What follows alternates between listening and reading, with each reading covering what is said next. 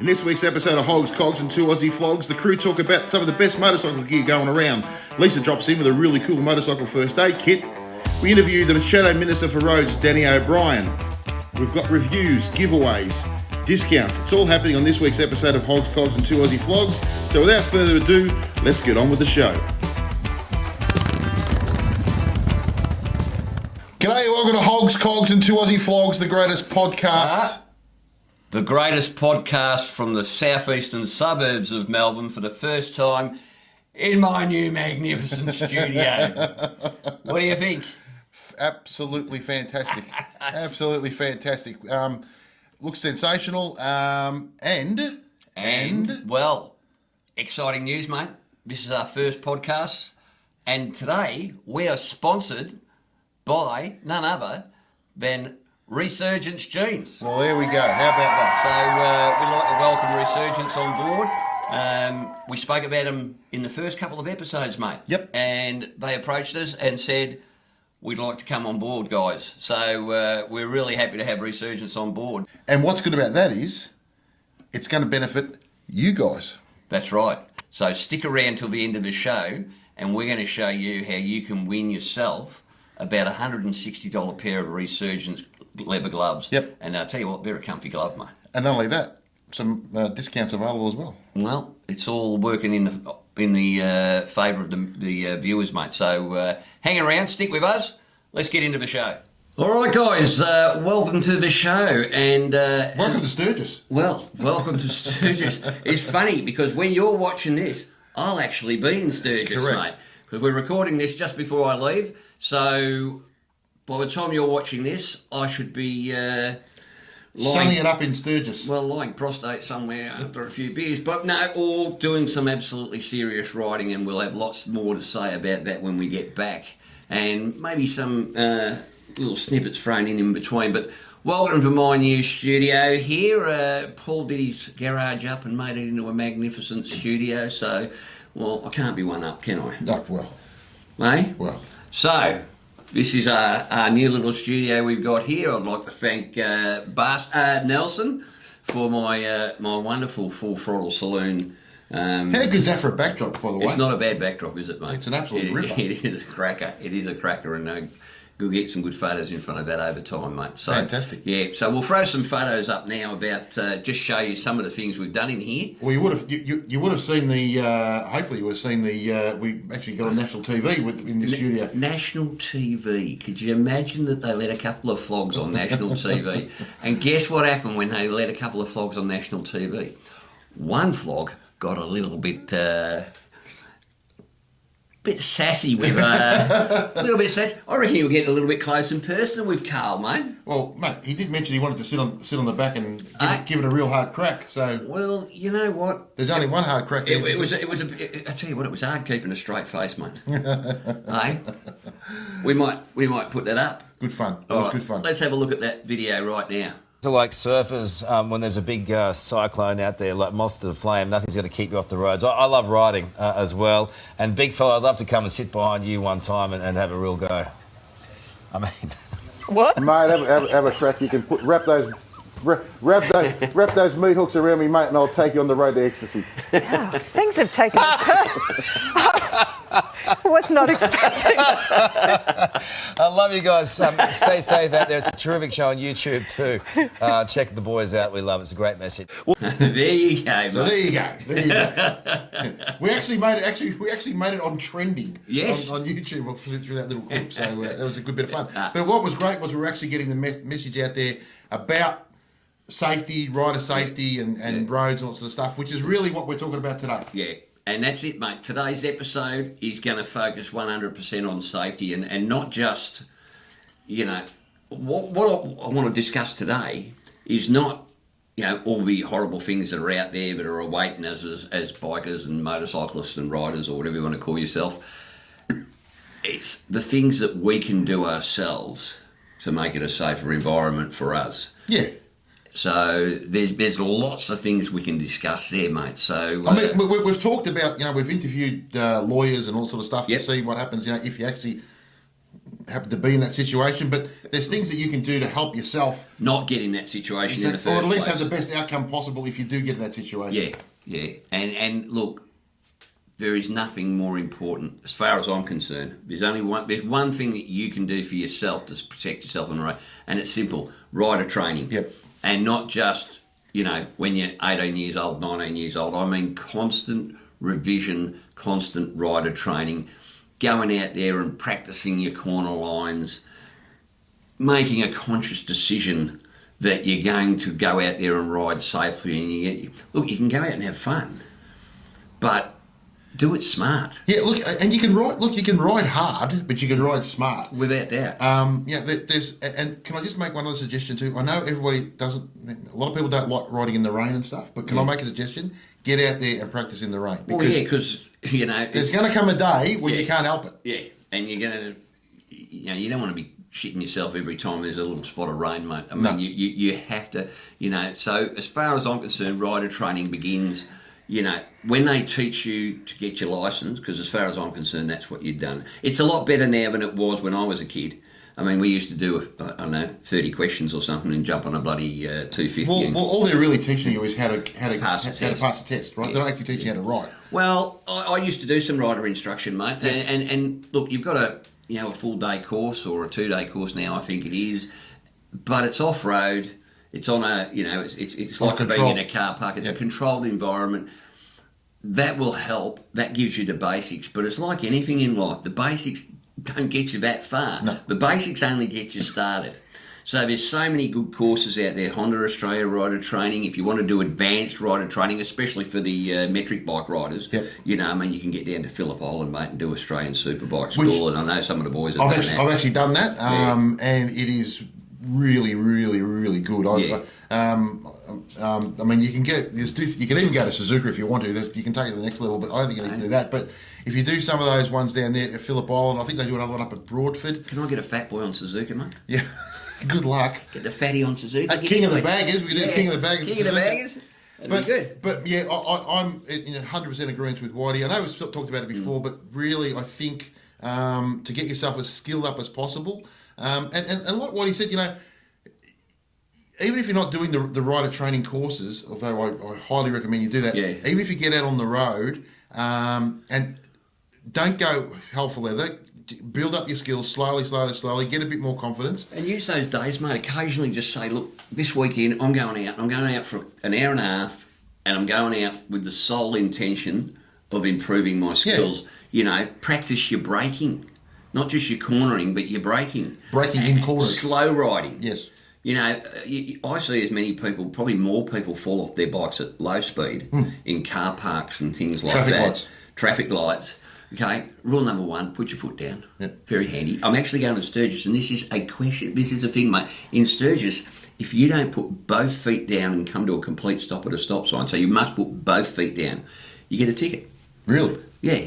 It seems like a bit of a wank to me, but anyway, it is what it is, and I'll be putting both feet down because I would rather save my money for more important things. Yeah, well, you see, that's sort of contradictory to what you get taught, because you're really taught to keep your foot hovering above that right brake pedal just in case. No, here we are. Yeah, here we are, but it's over there, it's a bit different. But I'm going over to the land of the free and the home of the brave, mate. Yeah, well, you have to put down 2 feet. Yes. So things like slow riding is really, especially if and people think, I don't really go slow. Okay, what about when you come to the traffic lights? You want to split the traffic filter through to the front, which or again, you're on a memorial ride or something like that. Yeah. Now, with lane filtering, I especially at the traffic lights. Now, this might be a bit controversial, but I highly recommend you get to the front of the queue. 100%. Because stay in the middle. Yeah, if you can, get to the front, because stay in the middle. They can't hit you up the arse if That's there's exactly 5 cars right. behind you. And it's one thing getting hit up the arse, at the local Greek restaurant. Yeah. But that's another thing. It's another thing altogether when you're on a motorcycle. You've done it again. You're a sick man, folks. It's a beautiful thing. So I would highly recommend doing that sort of stuff and just getting your skills up as best you can. Yeah. Well, you know what? While we're discussing rider training, I'm wondering if there'd be anyone out there in Flogsland that'd be interested in maybe participating in a little bit of rider training.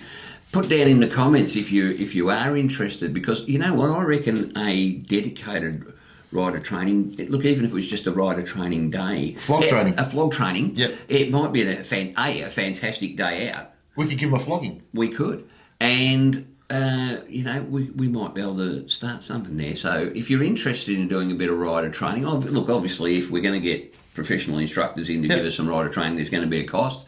But it's just something I thought of. So if you're interested, Now, is it a cost or is it an investment? An investment in your life? Without doubt. Yeah. Without doubt. You know, you don't pay a plumber, right, because he can hold a wrench for 5 minutes. You pay a plumber because he's done 5 years training and he knows what to do with that wrench. Correct. And it's the same with your motorcycle instruction. You pay someone who's going to teach you, and you know what?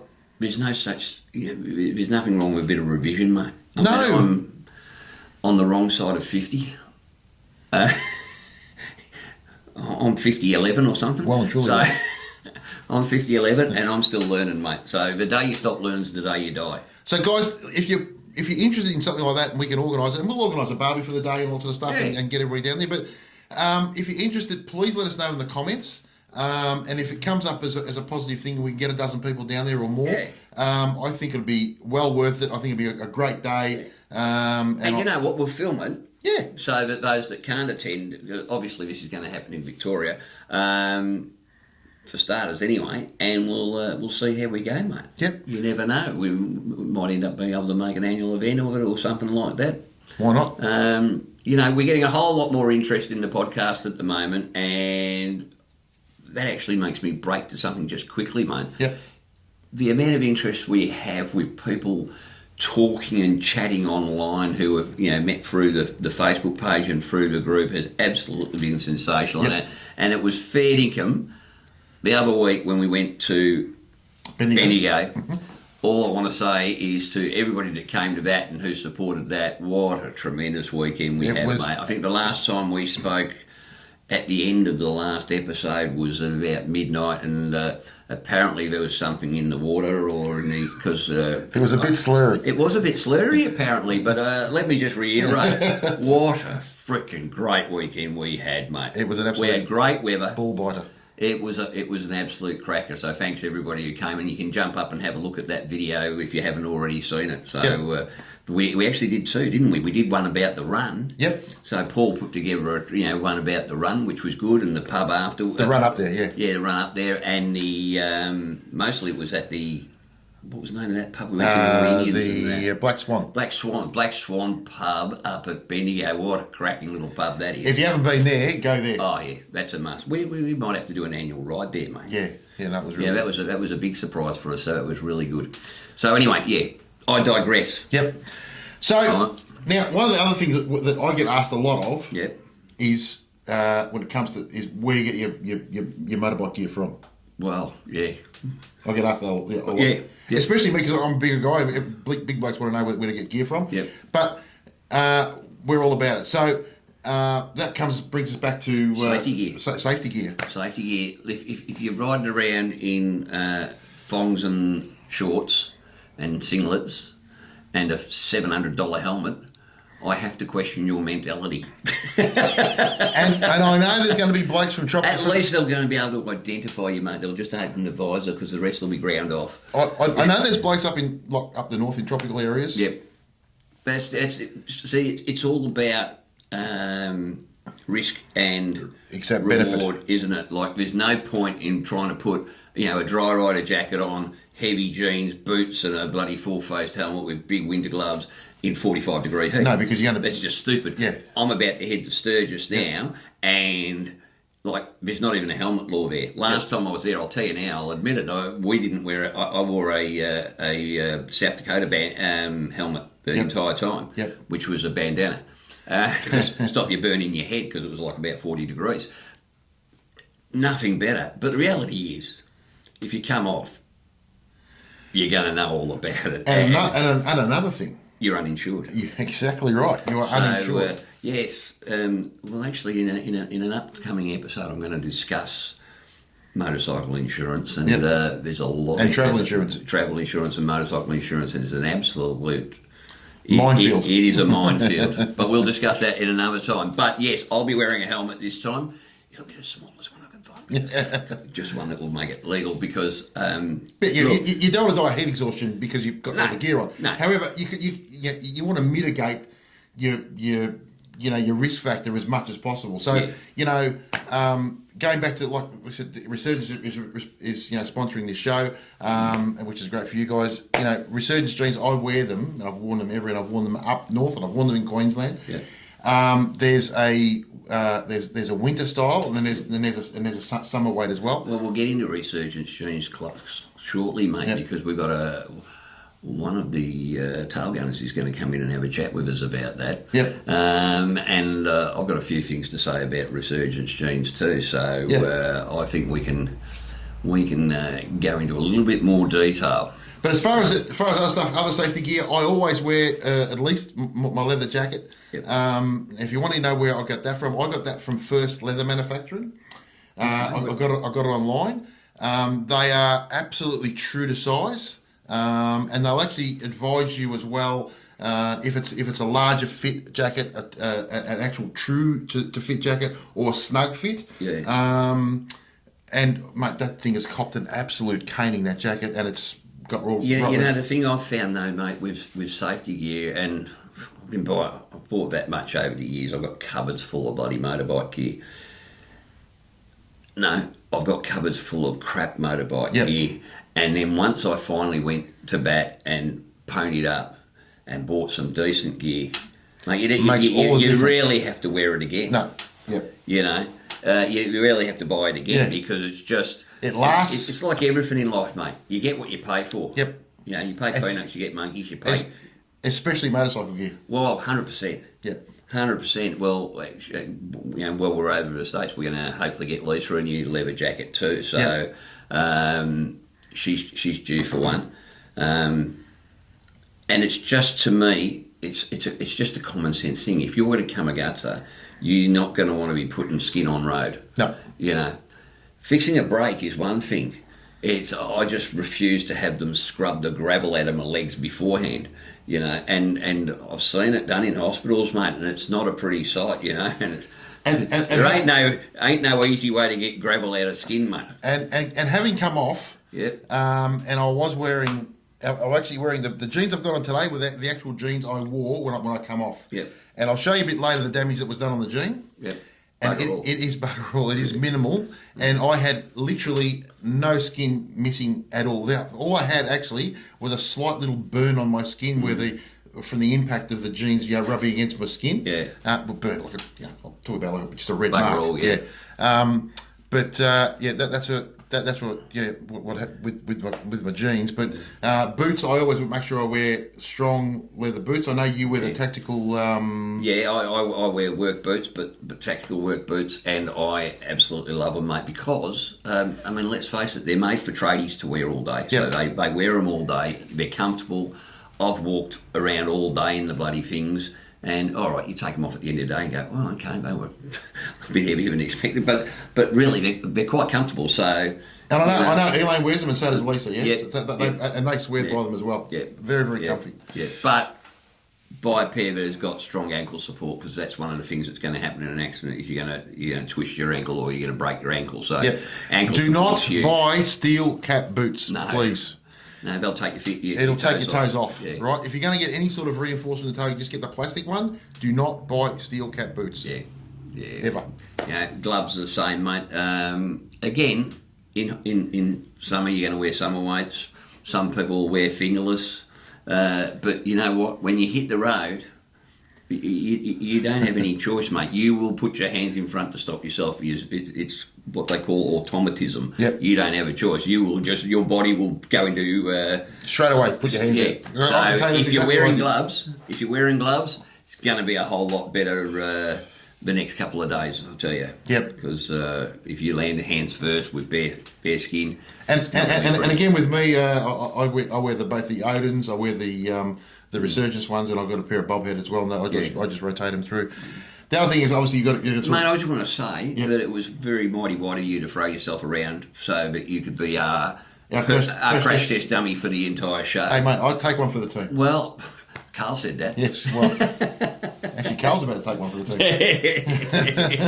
team. Carl, if you're watching, mate, all right, Paul's willing to take you on that ride. He's willing to take you to, where were you taking him to? The Road to Ecstasy, mate. Road to Ecstasy, oh, my mind boggles. Now, you can't go, you also got to talk about helmets. Oh, without doubt. So, here's my advice on helmets. Get whatever is the most comfortable, that's the helmet to get. However, you still want to be getting a good quality brain bucket. So I have a bit of a different opinion. The Australian design rules that they have are so much more stringent than anywhere else in the world. I'll give you the tip. Anyone who saw our Bali thing saw the $20 Bali helmet I bought. Probably the most comfortable helmet I've ever worn in my life. Yep. Probably got the same safety characteristics as an ice cream container strapped to my head. So that's the reality of the situation. So, but if you're getting something that's got Australian design on it, yes, there are better ones. Yep. Without doubt. Look, if you're going to spend $700 on a shoey, you're going to get a quality helmet. Yep. You know, but really, I think anything that's getting through the Australian Design Awards should be a whole lot safer than a lot of other countries, that's for sure. But I think comfort is really important. And I'd have to say, for me, the most important thing I've done helmet-wise in the last few months or for a few years is I've gone to a modular helmet. Yep. And how good is a modular helmet when you stop and you can just open it up? You can go in and pay for your petrol without being harassed and told that you're trying to rob the joint. And I just think it's the best thing I've ever bought was a modular helmet, mate. And we bought the Sennas. Yep. So, and if you're interested in looking at those Senna Outrush R helmets, I'll put a link in the show notes too, because I did a vlog on that on my channel, mate. And it is very, very great little helmet. And I show you in that how to save about 50% off them. Yeah, so Elaine and I use the same thing. We've got modular helmets. I've got the Shoei Neotech, same thing. I will put a link up here because we did a video on those. And then actually what happened was Elaine found that the Shoei was a bit pressure sores, so she switched to a Bell again, modular. And as much as I wear an open face a lot of the time, I've since switched to the modular, wearing it a bit more. And they are really good things. Well, you used that on the Brass Monkey run, didn't you? And you said, I think you said, I may have changed. I may be. I think some. Yeah, I think some. I'll still go with the open face just because I really like it, and I love it for vlogging as well. I think it's I can talk to the camera more, but very, very comfy. Yeah, that's safety gear. And look, all I can recommend is spend a few bucks, buy decent stuff from the word go. If you say, you know what, I can't afford it, well, wait a bit longer and buy one. Wait until you can, because you're just going to be replacing crap stuff, down the track anyway. So I'm probably due a new leather jacket myself. So I'm wearing one that's pretty old and it's got a few little. Yeah, mate, look, there's plenty. Like I said, there's plenty of leather jackets out there, but I've just found First Leather Manufacturing, and I might have to look them up, mate. They do nothing for me. I don't get any discount or anything, but I just found they were really good, and I don't mind recommending good stuff. Cool. Well, I guess we better talk about these Resurgence jeans. Well, let's pop on over to this second stage. Stage 2. Stage 2. Let's bring in the target and let's have a chat about these bloody Resurgence jeans, mate, because I've got a little bit I want to say about them. Rightio. So obviously we've told you that Resurgence has sponsored us for this episode. This whole episode. Now, just talking about them, they are seriously the most comfortable jeans I've ever worn. Actually, not even just on a motorbike. They're actually just comfortable just in real life. Yeah. We're wearing them now. We are wearing them now. I have worn mine for about 25,000 Ks. I wore them all through the outback. I wore them. I used them walking through water. I used them riding through water. I used them in the rain. And I crash test dummied them, and so did Elaine. Sure did. And I can honestly say we had, after going down the road, we had bugger all the damage. The main damage we got was Elaine's because they got cut off her by the ambulance. But other than that, it was very, very little. stuff happen to us. They're like it's called PKEV. PKEV lined, aren't they? PKEV lined. We'll throw to Aaron from Resurgence. He'll explain what PKEV is. Thanks, Vlogs, for having me on board and inviting me in and to explain about Resurgent gear and also the PKEV material itself. So what PKEV is, it's a combination of aramid and ethylene fibers. They use a dual cross-stitching technique that makes it even stronger. Now, the great thing about PKEV, this is right back about 12, 14 years ago when they discovered the technology, is that PKEV, the thread itself, is 270 GSM, which is a lot stronger than other protective materials, which is 550 GSM. So what that means is it's actually just under half the full strength, half the thickness, of the other compared to other materials. So that means it's actually a lot more breathable, seeing it's a lot thinner. So that's one great thing about PKEV. So we've been told that it's 15 times stronger than carbon steel, which is incredible. And that's pretty much PKEV. The breakdown of the PKEV itself. Now the jeans themselves, they're all triple stitched as well, which is really incredibly important, especially when you have a spill. Hopefully you never test it, but you definitely want to be wearing good high quality gear like Resurgence if you need that gear to withstand that crash. So there we go. That's the technical part, which quite frankly I've got no idea about. Because at the end of the day, when you're buying something like this, you're taking their word for it. But you don't have to take their word for it, mate, because you've actually done you've taken them for a run. I have taken them for a run. You've taken them for a run. I have taken them for a run. Well, I haven't taken them for a run. Now, you said you've done about 25,000 Ks in your jeans. I've done about 1,000, I'd say, in the last 3 or 4 weeks. And what I did was, I'm wearing the vintage men's heritage stretch straight fit jeans. Yep. And these are 80% PKEV. Yep. So they're a heavier version of what you've got. So you've got the lightweight. I've got the summer weighted ones. You've got the summer weights. I've got what you would probably call the winter weights. It's because Whitey's older and he feels the cold. So I'm younger, more virile. Always a bit warmer. I've got feelings, you know. I'm going to Stooge, sure. So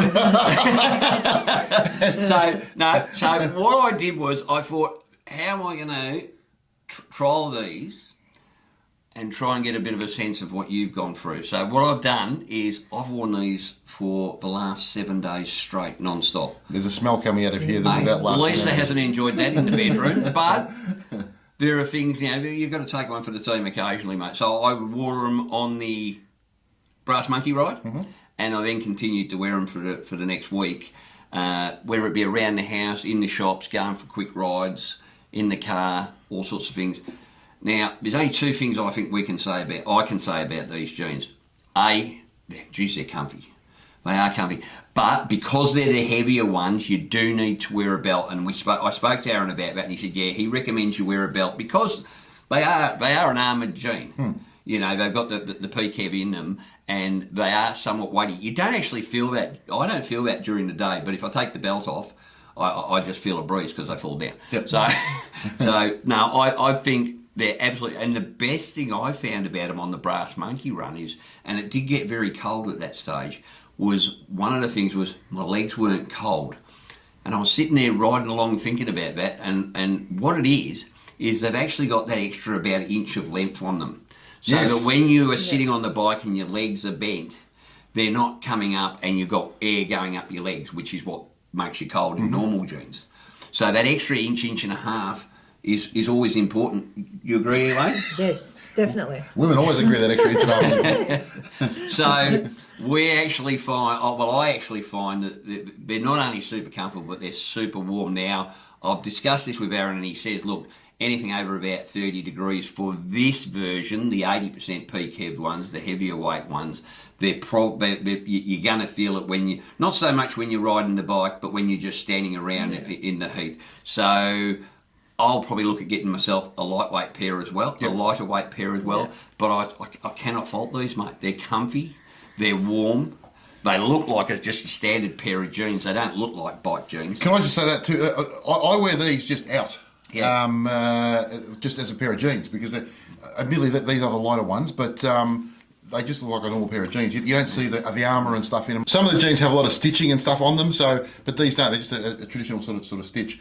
Now, you also wear them as well, don't you? Yes, I've got the female version of what Michael's got. Mine are called the Women's Heritage Skinny. I wear them in black because I just love black. They're very comfy. They were very warm as well when we went on the brass monkey ride. Yep. They kept my legs really warm. And you do need to wear a belt because I feel like they sort of fall off a bit if you don't.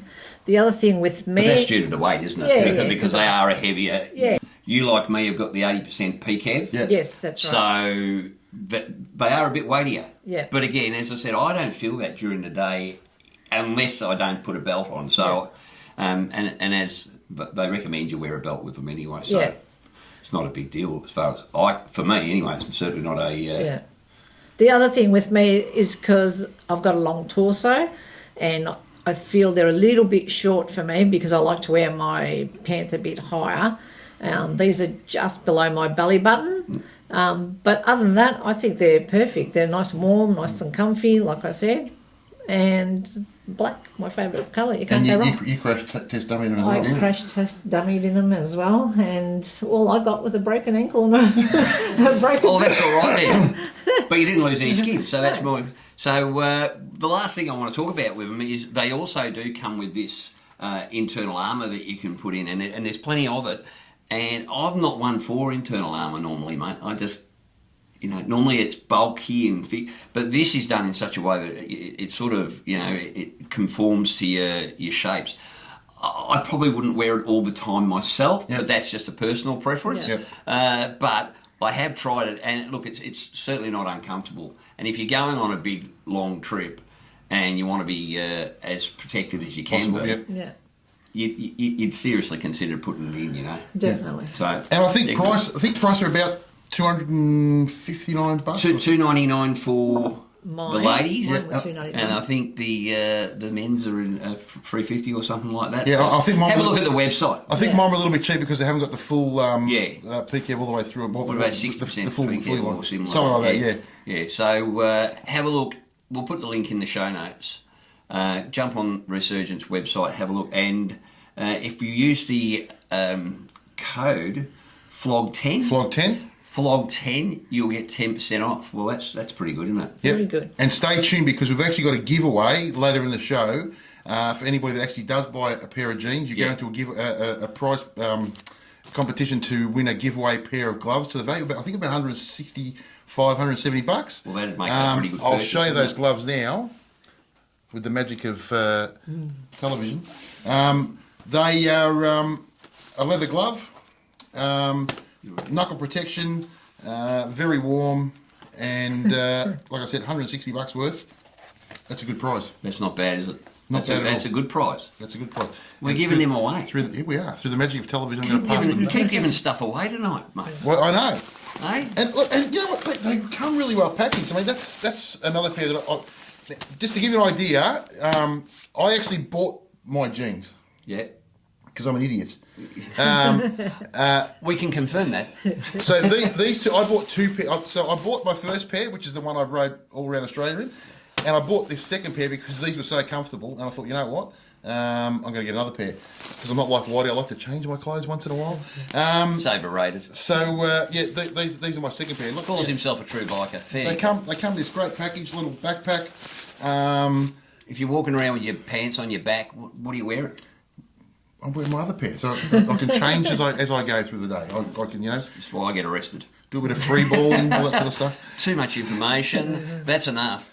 And the other thing is too, they're a great company to deal with. Aaron, who we've been dealing with, who you would have heard talking just before, really good guy to talk to, and looked after me even before he knew any of this stuff. I dealt with him on a anonymous basis just to see how they were, and he was great then before he even knew about any of this sort of stuff. So just that's a testament as to what sort of person he is. So Resurgence Jeans, can't beat them. And thank you to them also for sponsoring tonight's episode, mate. Yep. So, alrighty. Thanks, guys.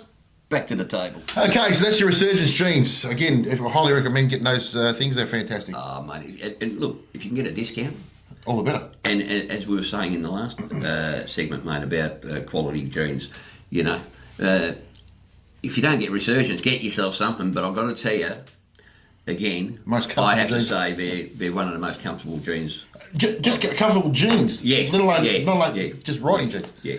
But anyway, so as you know, we've been talking about potholes and all sort of stuff. Crap state of the Victorian roads, and we've spoken to all our friends up north and to the west, and you know what, they're not much better anywhere else, especially New South Wales and Queensland. I think something's happened right down the east coast of Australia that is a disgrace. Yep. And so we're calling this segment Rattling Cages. Yeah, it's time to rattle some cages. We promised we rattled some cages. Now, Whitey, you got on the 3AW? I did. I was on the afternoon show with Tom Elliott, Yep. Having a chat about this, and then, of course, a few days later, we were both on the Today Show, as we've already discussed and shown you. So we're doing our best to push this, because someone's got to do that, mate. I mean, the state of roads is ridiculous, and you know, we keep saying it. We've got to have roadworthy bikes, but they're not providing us with bike-worthy roads. Correct. So we've done the best we could. Now we sent out a couple of emails. One to the Minister for Roads and Road Safety, and the Minister for Road Safety was straight on the phone and said, "I'd love to talk to you boys." Funnily enough, no. Still haven't had a response. Crickets. Yeah, crickets. Too busy going to the opening of envelopes, railway bridges, all that sort of stuff. Much more important things than keeping people alive. So we sent out the same email to the Shadow Minister, Danny O'Brien, and he was more than happy to come in here and give the minister a kicking. Yeah, exactly. He was more than that. Yeah. So we invited him down, and to his credit, he came down. Look, as an opposition, you can only really do what you can. You actually can't really can't do shit. Yeah, your hands are tied unless you get into government, which is where you guys come in. If you want stuff to get fixed and things to change, sometimes you got to put a bit of pressure on the incumbent, on the sitting government, right? Yeah. So we caught up with Danny. Here's that interview. Okay, guys, so we've got Danny O'Brien here with us, who's the Shadow Minister for Roads and Road Safety. We've been talking about the whole road issue and potholes and all sort of stuff, so we thought it'd be great to get somebody that can actually make a difference into the podcast and actually talk to him. Thanks for coming. We really, really appreciate your time. No problem, Yeah, Whitey. Paul, thanks very much. Yeah. I guess obviously there's a massive problem at the moment with roads. We're all aware of it. You're seeing it as well. What's gone wrong, and why do we end up in this situation? Because let's face it, road safety in Victoria is an oxymoron at the moment. Yeah, well, it's there's two aspects to it. There's a safety thing. We've got, I think, 165 deaths so far this year, well above, about 30% above this time last year, and the highest in at least 5 years. That's a tragedy. It's not something that we should just talk about the statistics. Mm-hmm. But the second part of it, and it is related, is the roads themselves, the state of the roads. And as a rural and regional MP, we're probably always talking about the state of our roads, because they've been pretty ordinary for a while.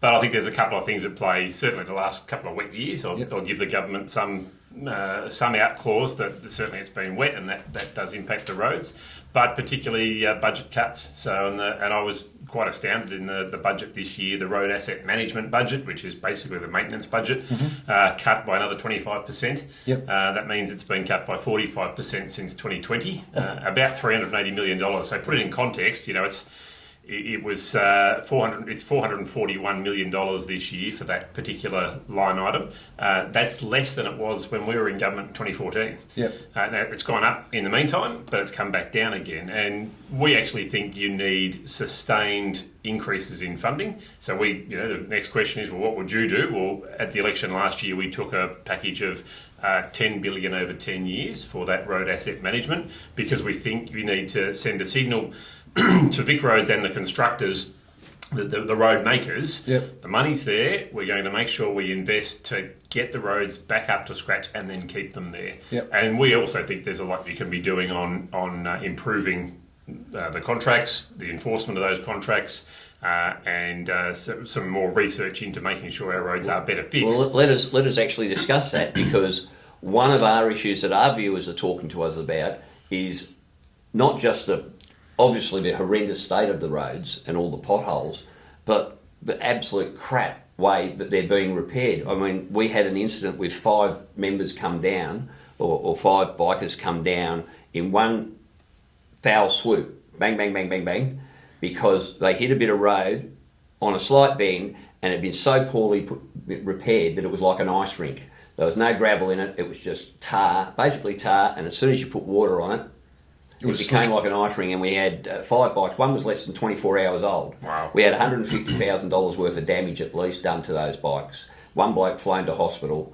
So the cost to the community there is probably more in the long run than doing the thing right in the first place. So where's the accountability for the government? Where's the accountability for these?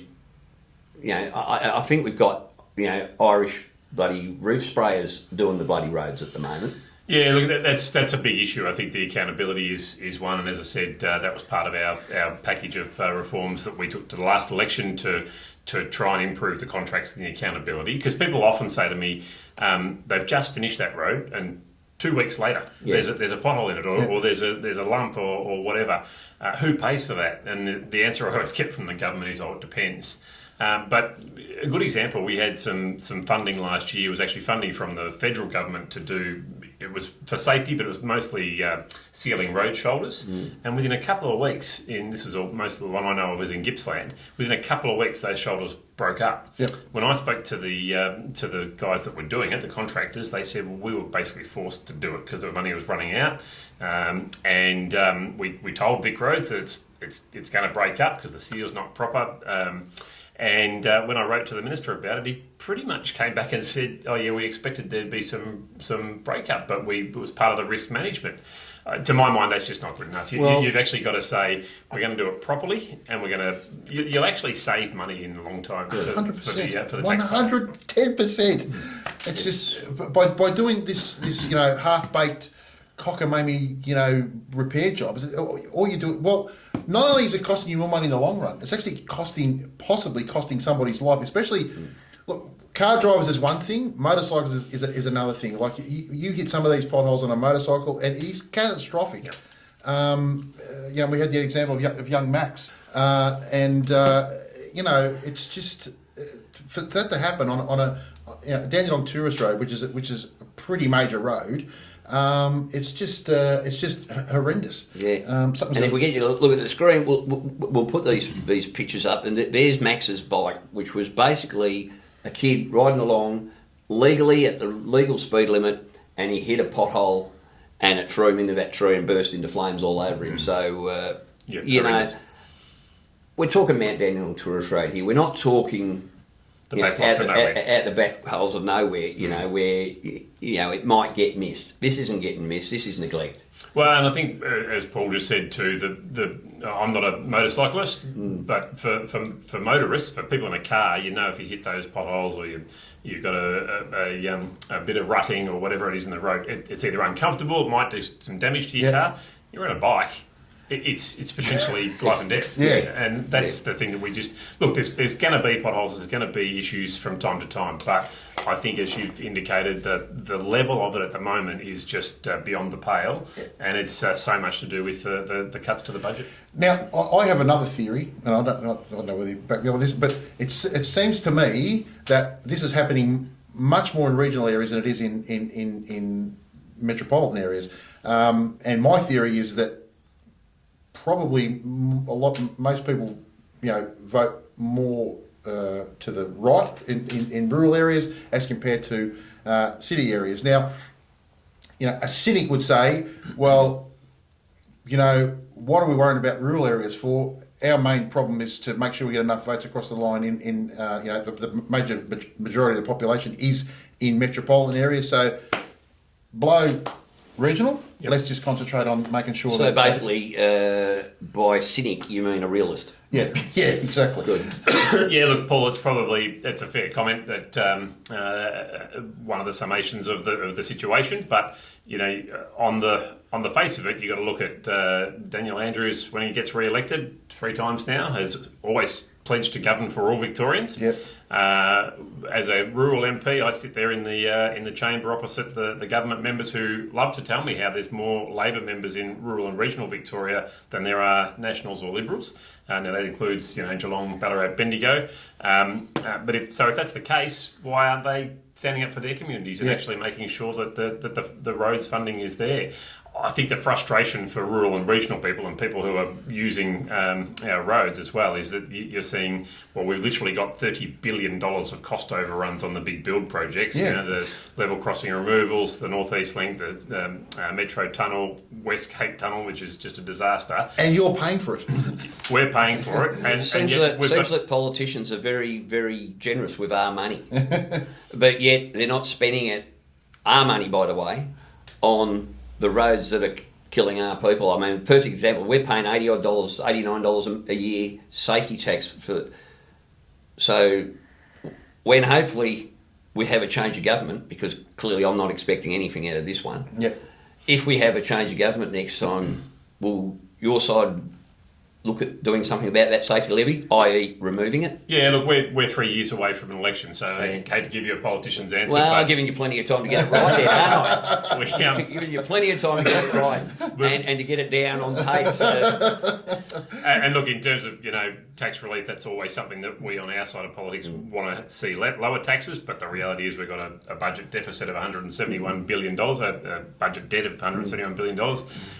Notwithstanding that, what we actually need to make sure is that any of those funds that are supposed to be going to safety and to improvements actually are.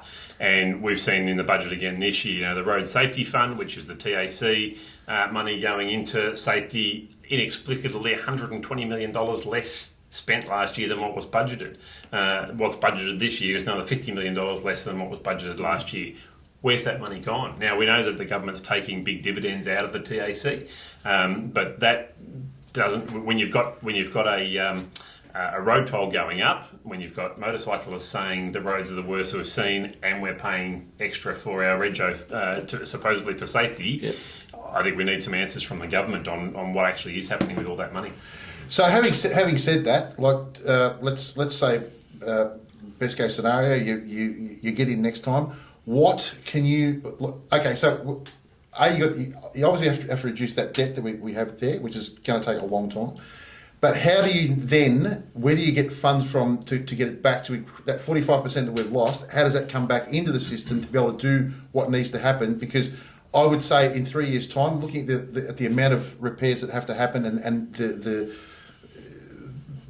length of roads that need to be fixed. Imagine the damage this crap's going to do to the electric cars, that everybody's going to be driving. Yeah. Kill me now. Yeah. I hate electric cars. But what where is that money going to come from? Well, I think there's... And where that 45%, where has it gone to? Yeah.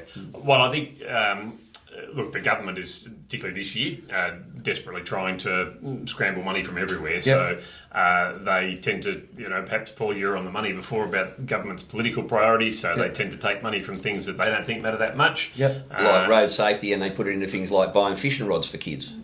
Oh, yeah. Your words, Whitey. That's probably a very, very good example. Well, it's a perfect example. You're buying fishing rods for kids that... I'm sorry, I don't mind if you give a fishing rod to an underprivileged kid, but just to offer fishing rods to every kid, it's ridiculous. That's just bullshit. And it's about the priorities. And a budget, when you see a budget, and even this government likes to say this, a budget tells the community what the government's priorities are, and we clearly haven't seen it in, we in heard roads. loud and clear, didn't we, on this one? Yeah. So to answer your question, Paul, it's about making sure that you actually say these are the things that we want to do. Like roads would be. I've been in Parliament for 9 years. Roads would be over that 9 years, no question, the number one issue that people raise with me, particularly not so much necessarily in emails and correspondence, but when you see people in the street, when you run into them at the pub or at the footy or wherever it is, it's the biggest issue. But it's not gender fluidity? No. I'm surprised. Haven't been raised, certainly not in the pub anyway. Not that I'm in the pub very often. I'm not surprised. But look, and so we know on our side of politics, absolutely, it's a big issue, and that's why we made the commitment last year, 10 billion over 10 years, and we did that because when we're 441 in the budget this year. Yep. If we'd been in government, we would have been ramping that up to $1 billion over 10 years. Yep. So we wouldn't have been able to do it $1 billion the first year, but you do that to ramp it up so that the industry knows we can invest in the equipment.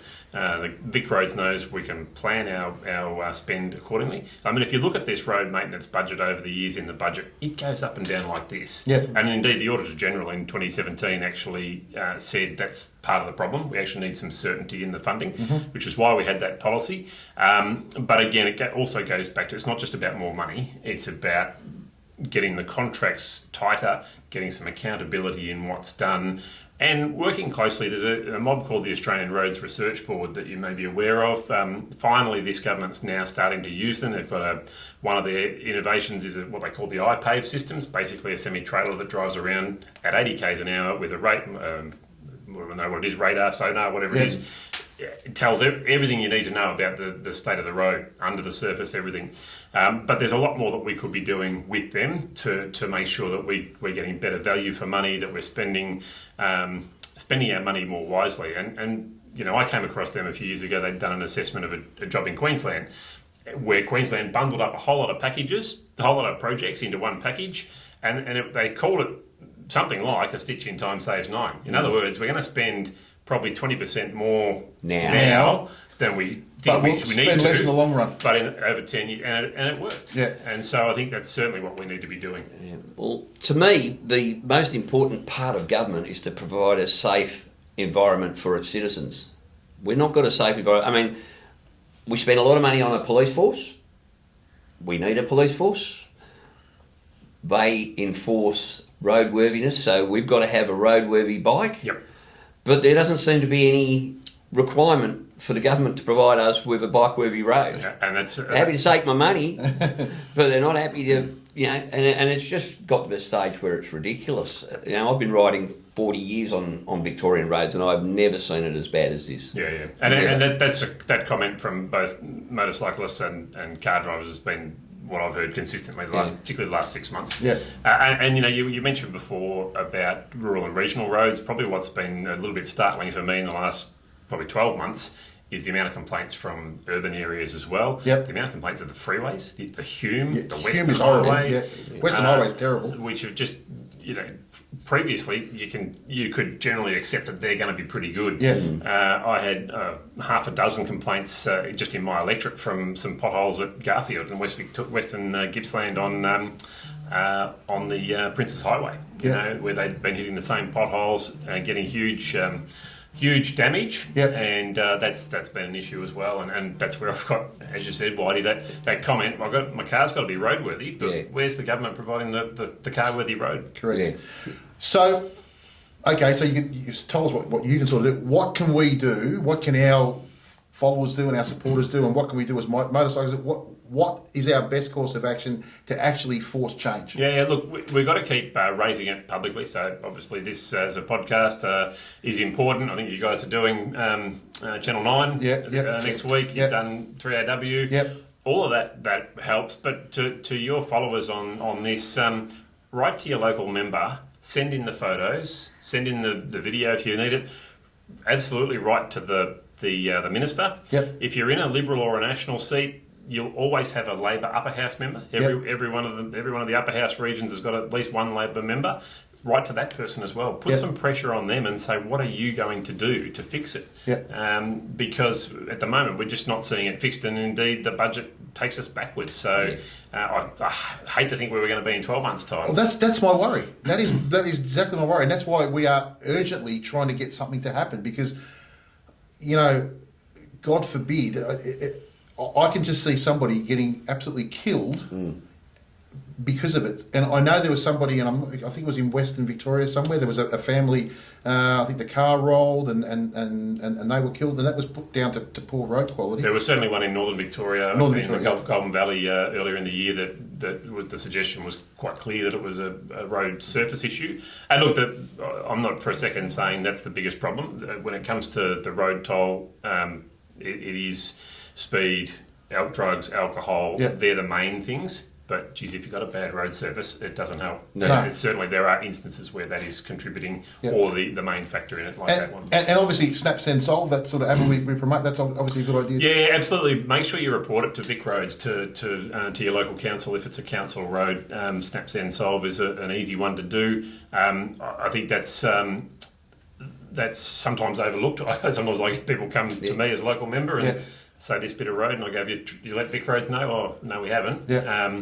But I also understand people get frustrated. And you mentioned the road repairs before. I had one just the other day. A bloke said, 2 weeks ago this was fixed, and already it's broken up. So he comes to me. And that, absolutely, get onto your local member, get onto particularly your Labor members, and write to the Minister, make them feel some political pressure. Yeah. Well, mate, that's we appreciate your time, guys. I hope that's given you something. And like I keep saying, we can keep prattling on about this forever, but at the end of the day, it is up to you guys as well. And I know it's a bit of a pain, and I agree, you shouldn't have to do it. But guess what? Bad things happen if good people do nothing about it, right? So, really, I really implore you to get out there, take your photos, use that Snap, Send, Solve app. Like Danny said, report it to your local member, report it to Vic Roads, and by sheer weight of numbers, it has to change. And if it doesn't, and it gets worse and worse and worse, well, then probably what will happen is the government will change, and then it starts all over again, and hopefully these guys can do something. Well, we'll hold you to account if you don't. Yeah, I'm worried now. Should be, because fair dinkum, at the moment we're at the stage where we're going to ride up the stairs of bloody Parliament House on a lot of big Harleys and knock on the door. And put a big yellow canary right across the front of Parliament House. And look, that's we absolutely should be held to account. And that's, I was pretty happy that we had that policy last time, because naturally people are going to ask you, well, what are you going to do about it? And you've got to be able to say, well, this is how we're going to fix it. And as I said, it's not just money, but it's important to keep the pressure on. Well, if you could keep putting the pressure on in Parliament itself. And if we can keep in touch, that'd be really good. More than happy to. And we'd appreciate it. And like I said before, guys, at least Danny had the common courtesy to email me back and respond. I can't say the same for the other side, but we'll keep trying. I value your input and thank you for it. No worries. Appreciate it. A final plug from a Gippslander. Yeah, go. If you're on the bike, you're looking for something to do on the weekend, get out to Gippsland. We're trying to fix the roads. I know they're not great, but particularly South Gippsland, some beautiful hills and curves to come and enjoy. So don't be put off by the bad roads. No. Be careful, but make sure you come and spend some money in our towns too. And I'll tell you what we'll do. We'll make a commitment to you. We'll actually organise a ride down that way. Yes. And we'll there might be a photo opportunity for you at the front of your offices or something. No worries. Mate, appreciate it. Thanks, guys. Thank you, Tom. Thanks very much. Cheers. Oh, well, look, if nothing else, we're certainly going to thank Danny for his time. I think for a politician to get off his bum and come down to our little studio and have he was here about an hour in total. Yeah. And, all we can say is we appreciate it. Now, you can take it with a grain of salt, what he said. It's up to yourselves. But we've now got him on tape telling us what he thinks he's going to be able to do for us should he get into power. And one thing's for sure, as I said to him, in 4 years' time, mate, if you are in power, we are going to be the ones coming and knocking on your door. And to his credit, he said he would. I put it to him. I said, mate, you need to keep in touch with us because we've got your contact details and everything. Yeah, and he said, he said 100% he would. So, so we appreciate that. I take him at his word. Well, that's all you can do, mate. Yep. That's all you can do. All we want from our politicians is a bit of honesty. Correct. All right. So that moves us along with our safety theme that we're talking about in this episode, mate. And I would suggest that one other thing is, let's take it to the other extreme. When something does go wrong, what do you do? All right, so Get your phone out. get your phone out, take a photo, snap, send, solve. But No, you put it on Facebook. Look at this bloke. Look, his leg's hanging off. There's nothing Put worse. that on There's Facebook. nothing worse is that when you see a whole heap of people in an accident, no one's helping. They're all just got their sticky phones out. It's a strange world we live in, mate. Yeah. But first aid. And first aid training is something I want to discuss because, and we'll get into it in a minute. We've got a bit of a package that we can offer our people, but was sent to us. You know, whenever I used to go on rides with clubs, one thing I always used to insist on when I used to run around with some clubs was you had to have some first aid gear there. Yep. You wanted to make sure you knew. I always wanted to make sure I knew because I know if I come a gutser, I want to know who's going to be working on me. You know. Won't be me. No, what? I'm not giving you mouth to mouth. I'm telling you that. Where's your commitment? I'm sorry. Not happening. I'm a dead man. Carl's got half a shot. You got one. I'm a dead man. Oh, that's nice to know. And I wouldn't expect anything more from you either. Oh, no. Elaine, sorry. What happened to Paul? He died. Yeah, it wasn't pretty. I tried. Think about Speaking of which, I'm going to go and pull the tail gunner in, mate. Yep. Because Lisa and I released a video last week, which again we'll put in the show notes. But we're going to discuss a product that was sent our way, and we worked with that company, and it's right up this alley. So let's bring Lisa in. All right. So we're here with a product that has been sent to us by Survival First Aid Kits. What have we got? So this is the Survival Handy First Aid Kit. Yep. As you can see, compact, lightweight. It weighs 590 grams. Okay. So that's light. It's very light. Yeah. And as we all know, it's very important weight-wise when we're travelling on a motorbike.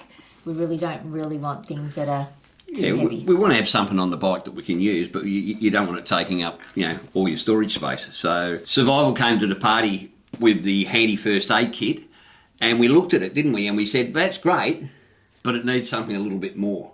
So we spoke back and forth with Survival, and they came back to us, and one of the things I said to them was, one of the things that's going to happen in a motorbike accident or is likely to happen is a break, especially a broken arm or a broken leg or whatever.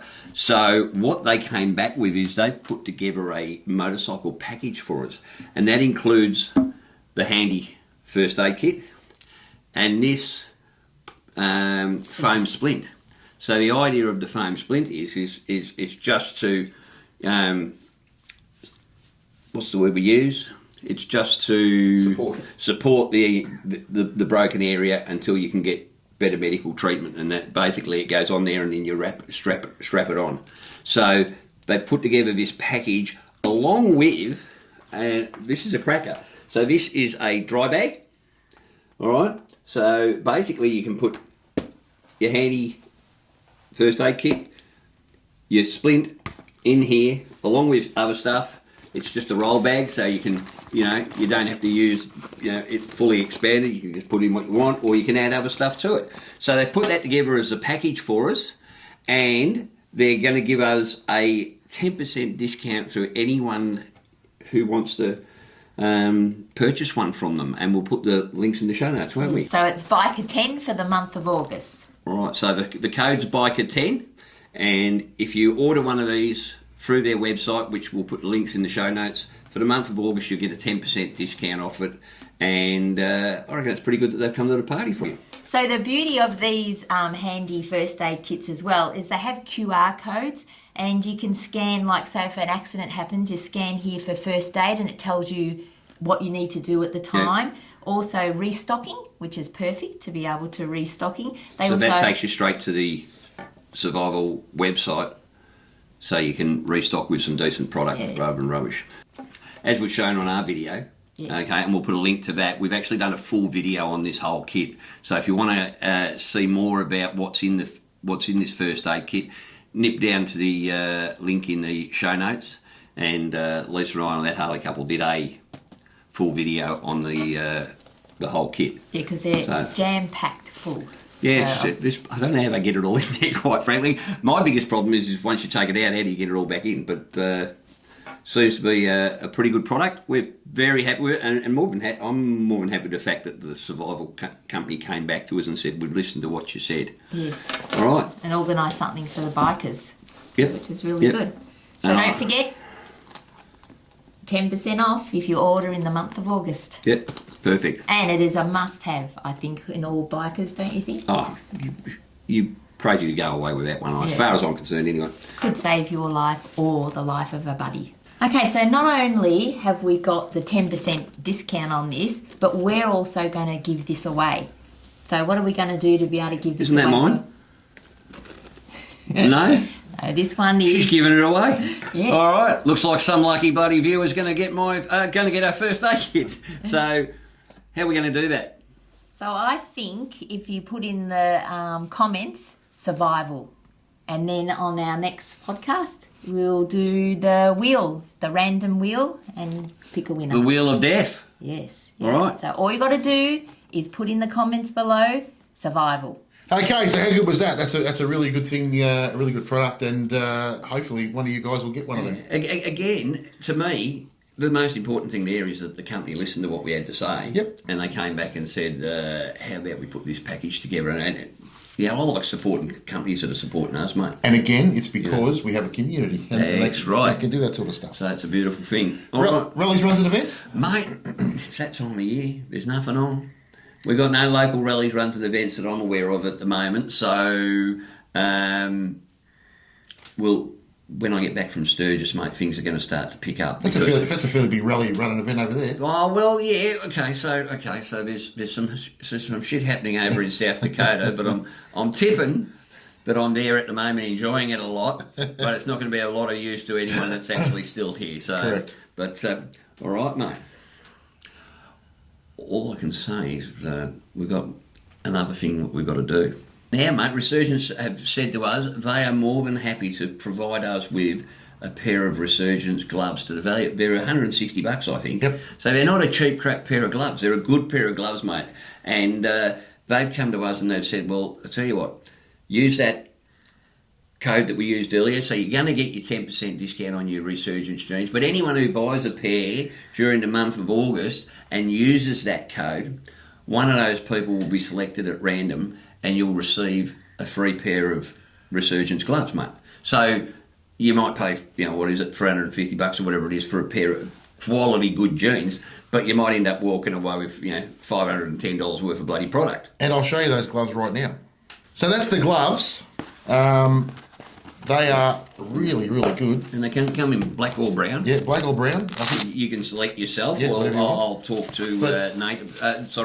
I'll talk to Aaron about that. Yep. So we'll get you sized up. We'll get you fitted up, and you can get the colour you like. Look at that. And they are a comfy glove, mate. beautiful. Yeah. Really nice. Yeah. Hope you can see that. That's Very good. really. It's the craw. Yeah. The craw. There we go. Protection on the knuckles, protection on the fingers, Yeah.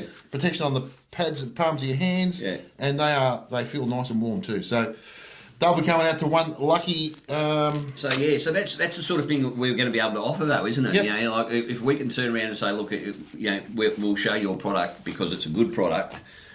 We can then get a discount for people, and we can also look at getting some giveaways, and the more giveaways we can Mate, give it's to our viewers. $160. That's not a bad giveaway, is it, mate? It's a ripper giveaway. No, that's twice as much as we earned last month, mate. So someone out of tonight's show is going to come away like Twice as rich as we are. Well, I don't know. Could they be any richer than No, us, exactly. That's exactly right. We are rich in. Well, you know what? Goodness. Rich in goodness. Now he's going a bit far. All right. Well, so literally I'm not here at the moment. Yep. I'm on the other side of the planet.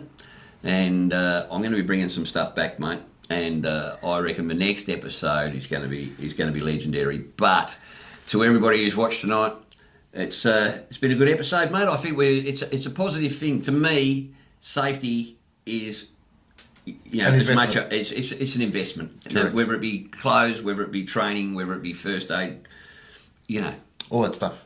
Yeah, it's a beautiful thing. Well, that's it from me. That's it from me. That's it from Hogs. Cogs. And 2 Aussie Flogs. Ciao. See you next time.